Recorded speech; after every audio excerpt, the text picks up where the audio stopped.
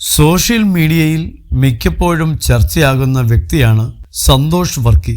നിരന്തരം ട്രോളുകൾ വന്നിട്ടും ക്യാമറകൾക്ക് മുമ്പിൽ സംസാരിക്കുന്നത് നിർത്താൻ സന്തോഷ് വർക്കി തയ്യാറായിട്ടില്ല. ആറാട്ടണ്ണൻ എന്ന പേരിലാണ് സോഷ്യൽ മീഡിയയിൽ സന്തോഷ് വർക്കി അറിയപ്പെടുന്നത്. നടിമാരെ ശല്യപ്പെടുത്തുന്നയാളാണ് സന്തോഷ് വർക്കിയെന്നും ആരോപണമുണ്ട്.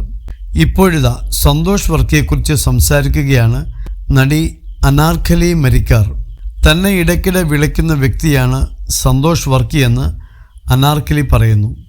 ആറാട്ടണ്ണൻ ഇടയ്ക്ക് എന്നെ വിളിക്കാറുണ്ട്. എനിക്ക് പുള്ളിയിൽ തെറ്റായൊന്നും ഫീൽ ചെയ്തിട്ടില്ല. പുള്ളി ഒരു 20 സെക്കൻഡിൽ കൂടുതൽ സംസാരിക്കില്ല. ഇടയ്ക്ക് ബുദ്ധിമുട്ടിക്കും. എന്തെങ്കിലും പരിപാടിയിലാണെങ്കിൽ ഫോൺ എടുക്കില്ല. എടുത്തില്ലെങ്കിൽ പിന്നെയും വിളിക്കും.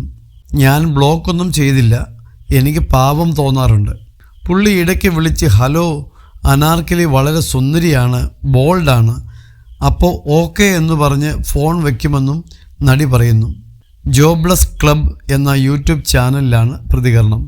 അനാർക്കലിയുടെ പരാമർശം ഇതിനോടകം ചർച്ചയായിട്ടുണ്ട്. സന്തോഷ് വർക്കിയെ ട്രോളി നിരവധി പേർ രംഗത്ത് വന്നിട്ടുണ്ട്.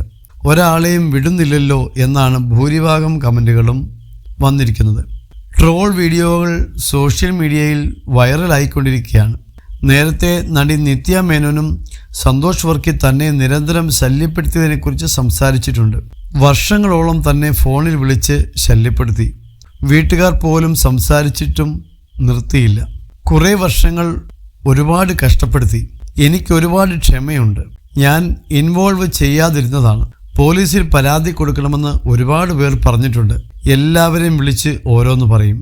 അമ്മ ക്യാൻസർ ബാധിച്ച് കീമോ കഴിഞ്ഞ് നിൽക്കുന്ന സമയത്ത് അവരെ വിളിച്ചു. എൻ്റെ അച്ഛനും അമ്മയും ആരെയും വേദനിപ്പിച്ചൊന്നും പറയില്ല. പക്ഷേ അവർക്ക് തന്നെ ക്ഷമ പോയി. അയാളുടെ 30 നമ്പറോളം ബ്ലോക്ക് ചെയ്തിട്ടുണ്ട്. അവർക്ക് വേണ്ടി പ്രാർത്ഥിക്കാനേ എനിക്ക് പറ്റൂ. എന്തോ പ്രശ്നമുണ്ട്.